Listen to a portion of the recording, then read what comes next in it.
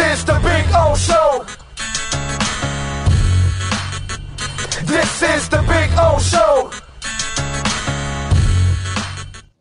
Righty, there he is, the man, the myth, the legend that is Manny Navarro. How you feeling, my man? You feeling good? Feeling great. Oh, it's Friday. I mean, weekend's here. Canes football just a few weeks away from getting started. Real games to write about. I can't wait till we get to that point. We are, what, 2 weeks away, right? I think? September 3rd is the opener. So, no, 3 weeks away. 3 weeks away. 3 weeks away, yeah. 3 weeks away already. So, yeah, I can't wait, man. We are also getting ready on the platform, hopefully, to do a little some. Hopefully, we will be able to talk about that very, very, very soon. Talk to me. What's going on? What's the latest on the recruiting side right now for the Canes? What stages are we in right now in recruiting? Well, I mean, this is a sort of quiet period in the sense that, you know, there's no recruits coming on campus right now. They're in camp. You know, the official visits aren't really until September. So we've kind of reached that point where, yes, you're still having communication with kids. You're still trying to, you know, sway some commitments to other schools to come here and visit, etc. But in terms of big actionable things, nothing, you know, with Miami. I think they have the 9th ranked class in the 247 composite, 17 commitments, 5 offensive linemen, so very heavy offensive line class, but nothing imminent. I know the Jaden Bonson kid, he's a 4-star safety out of New Jersey. He's supposed to be committing here soon. He's expected to pick Ohio State over Miami. For a while there, it looked like the Canes were going to get him, but Ohio State missed out on some of their other top-tier kids, and most Jersey kids, the elite ones, end up at Ohio State, so it's not a surprise there. You wrote an article talking about the changes for Miami under Mario Cristobal, and obviously you've been around watching many, many changes from many different coaches. And I know that Jimmy loves Johnson, loves the approach that Mario is taking. Compare us, Mario to Manny, to Al Golden, and some of the other experiences that you've had here right now. What is different right now compared to what you've seen in the past? Well, I think, you know, Manny had a reputation, Manny Diaz had a reputation of being more of a player-friendly coach, right? More in the sense of, you know, he was all about making sure guys wanted to play for him, liked him, those kind of things. I think Mario is from the Nick Saban school of thought of, no, we need to get the best out of you at all times and challenge these kids. And so that's what he does. He's a guy who challenges them in a different way, a different mentality. Keeps everything, you know, every little detail is important to him. You know, when guys are sitting there drinking Gatorade on the sideline, they can't just throw the bottles on the ground. He doesn't want to see sort of a sloppy environment. He wants everybody to throw their stuff away. He wants shirts tucked in. You know, he wants everybody early for meetings, not, you know, just on time. And, you know, the most interesting thing we heard from Media Day was, you know, Tyler Van Dyke saying how under Manny Diaz, you know, guys would bring phones into meetings and the phones would go off, right? There'd be text messages, there'd be phone calls. And hey, listen, in baseball, they carry them onto the diamond and it slips out while they're sliding and stealing bases. So really, come on. Manny Diaz's coaching has affected Major League Baseball and everything. Think about that. Well, none of that stuff is happening under Mario anymore. So he's very old school mentality of you know, when you come in here, everything has to be buttoned up. You have to look good. You have to act good, be early, all those kind of things. And can they Joe Horn? Can they hide them under the goalpost? And by the way, the flip phone is back, which is what Joe had under there. So we can, in honor of Joe Horn, we can actually put flip phones now under the goalpost. Listen, man, I'm all for that. I love the antics. Gives me more to write about. But it really is a no-nonsense thing with these guys here. And, you know, every coach says that when they come in. It just feels different when you hear the kids say it. I mean, I run to these kids in the parking lot, and that's where I have my best conversations. Not when they're there in front of 40 cameras, right? It's when I run into them when they're walking back to their cars, and I sit there and I talk to them for 15, 20 minutes. And, you know, Jake Lichtenstein's a perfect example. He's a kid who transferred back from USC. He was part of all that dysfunction at USC. So he says to me the other day, he says, man, this is just night and day compared to what I experienced at USC. And he said, you know, talking to the guys, he says the environment, you know, just under Mario is so different. Like they themselves see the difference. The kids see the difference. And so, yeah, it's changed a lot, man. Isn't that a writer? Oh no, that's Adam. I'm sorry. That's Adam. You're thinking I'm of sorry. Adam. Yeah. I'm sorry. I'm sorry. Yeah. This I guy's thought Adam 6'7", was 280. He's yeah. not I Adam. thought Adam was shooting, like covering himself. He like gets in there, plays the game. Then Right. Adam writes about himself. That let me tell you, Adam would. I think we should encourage Adam to do that because that would be historic. Right? I mean, he plays and then he writes about himself. Then he interviews himself in the locker room. We got to talk to Adam about that. I'm going to ask him today when I see him here in a little bit. Yeah, we have some of the reporters getting pass ready for this practice. segment on to Adam so he knows. So he gets inspired to do, you know, these kind of things. Zion Nelson, fill us in. What's the latest with him? He showed up at practice yesterday, obviously not on the field, but he's got the knee brace off. He had surgery 4 weeks ago now, a scope to basically clean up some cartilage that had been in there, and now it's out of there. And so, you know, in terms of the brace being on, which is a good sign, he said he'd be back in 6 to 8 weeks. So if you do the math, that means 2 more weeks of camp. And once he comes back, you know, they'll integrate him in. He'll have to have, you know, kind of go through all the initial stuff. He's not just going to be thrown to the wolves. So personally, I mean, if he does, sounds like that first game is going to be like a half-ass game for him where he may not even play the whole game.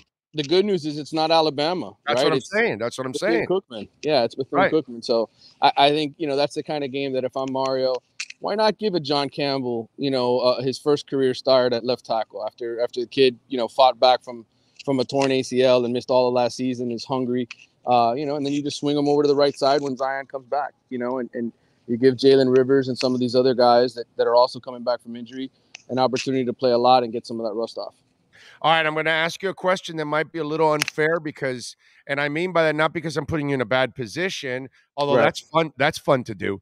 But no, it's because you may not have the information. Now, we know that he's eliminated the turnover chain, that silliness, which I'm glad that they got rid of that crap because I hated that when you're losing by 20 and so you get a turnover. Who cares? It's like the idiot that celebrates when they score a touchdown and the other guy looks at him and go, bro, look at the scoreboard. It's 34-10. What are you celebrating?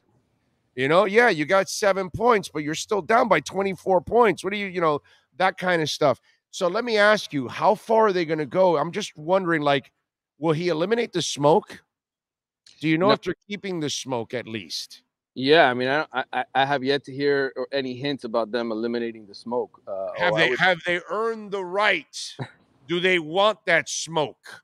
You know what I'm saying? I wonder if he wants to make them earn some of this stuff.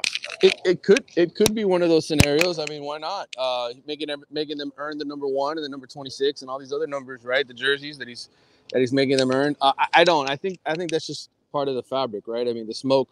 Mario took that away. I think people would be really upset, right? What's next after that? Sebastian the Ibis, he can't be on the sideline anymore, right? I mean, what else are you taking away here?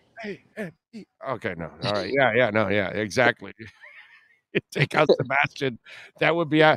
I'm just wondering, like, I don't know how bare bones does he want to make it? Like, guys, you need to earn, because I will say this, that there was an infestation for the decade plus now that a lot of these kids just put on the helmet and they thought that they were the guys from the past and that automatically it was going to happen. And maybe that's the reason why this university has suffered so many setbacks for so long, that those players never really took the pride that those other guys did in the past.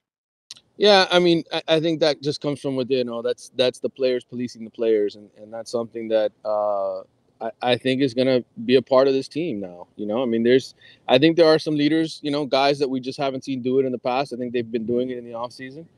And I think, you know, that kind of stuff's not going to be tolerated. Mario's not going to tolerate, you know, kind of the things that we've seen here the past 10 or 15 years. And he's getting paid too much money to let those things sort of happen again and to just revert to the previous mistakes. So to me, I'm not worried about it. I mean, I would be stunned if I saw some of those things rear their head. Now, I don't know if, again, this part is ignorance on my part that I may have here. the history of players in the past that would go out of their way to work out on their own, and it was notorious, and that even the older players, the guys that were in the NFL, would come back to work with them. Yeah. Is that starting again? Is there some of that going on? Because I think that's a lot of what made them great also, that the prior players would come back to push the current players. I think the problem is that Ed Reed has a gray beard now, right? I mean, he's kind of like me. I think the problem is all of those great players that would come back, We don't not have a playing lot anymore. left in the NFL, is what you're saying. There's not enough. There's not enough for them to come back and do that stuff. I mean, listen. Ed Reed was on the sideline. You had 45 guys yesterday, former players, out here watching the first full pads practice, which Mario wants. But the days of Ed Reed and Willis McGahee and all those guys, I mean, these guys are all my age, bro. They're all in their early 40s now. Right. You know, and it's kind of one of those deals where they'll come out and cheer, but they're not. I don't see anybody pushing weights with these guys. It's on their own. They got to do it on their own. It's a rebirth, and the rebirth, there's nobody around to help you go through a workout here. Right. All right. What are you working on in the Athletic, my brother, as we're headed down the stretch here? Well, it's funny. I caught up with you mentioned the training and the guy who did all that, right? Andrew Swayze, who was here from 97 to 2016 before he went to FIU. He's actually now at Columbus High School, which is obviously Mario Cristobal's old high school. He just got hired there in June, and I caught up with him yesterday. We Bruce Feldman just came out with his freaks list, which I know is kind of like the Bible for NFL scouts. They all want to see what he reports every single year in terms of his freaks. And so I did a all-time Miami Hurricanes freak list with him, with Swayze, because he knows all the 40 times, all the weights, all the, he's just got it on the top of his head. And so I was trying to get him to fill out an entire team. I got him to talk for about 20 minutes, but then he got mad and he quit on me. He said, "There's no way." He said, "I'm gonna get too many angry phone calls. That's true. I'm gonna get too many people bitching at me." So he's like, "We got to stop." So I wasn't able to get a complete list, but I got enough for a fun story on a stroll down memory lane. And it was interesting to hear, at least to me, who he considered the all-time freaks, because it's not just the biggest names in Miami history. It's some other guys that maybe didn't get a whole lot of recognition. Give me one, bro. Give us one. You just can't, leave all that meat on the bone and not give us a bite. So give us one. I'll give you one, and he was a freak. But Alan Bailey, right? Who talks about Alan Bailey anymore? But you remember when he came here from Georgia, 270 pounds, he wanted to play linebacker. And obviously that never happened. But he played 10 years in the league with the Falcons and Chiefs and had a great career. And just some of the numbers, the stuff that he did was kind of eye opening. So good fun read. Camp's been kind of boring so far. Not a lot's been happening though.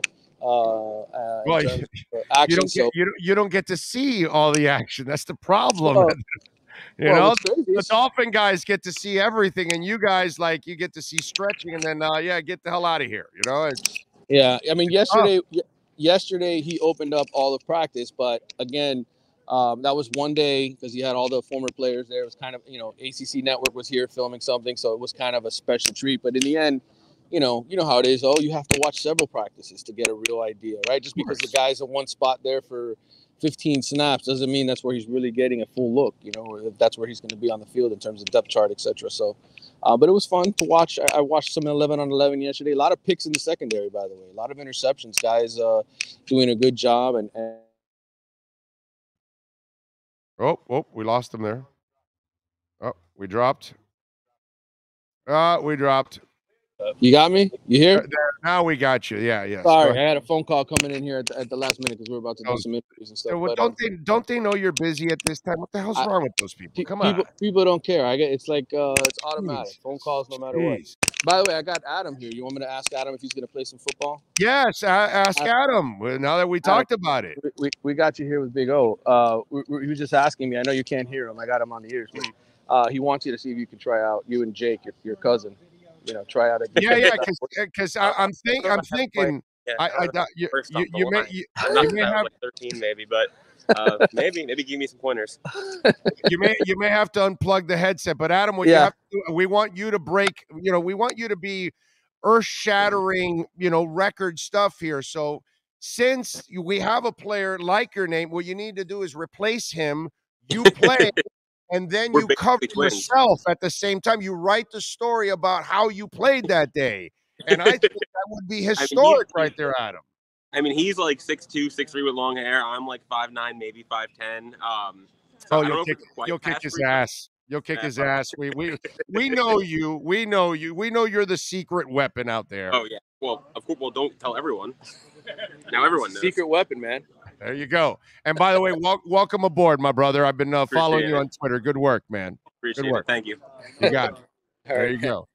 All right, brother. So we're going to do some interviews here in a minute, but just appreciate you bringing me on as always. Anything else before we end this? No, nothing but love. Un abrazo. Okay. We will catch up next week, my friend. You be good out there. All right, man. Take care. You got it. Manny Navarro doing his thing in Coral Gables with our Canes wear. Miami Hurricanes. Report.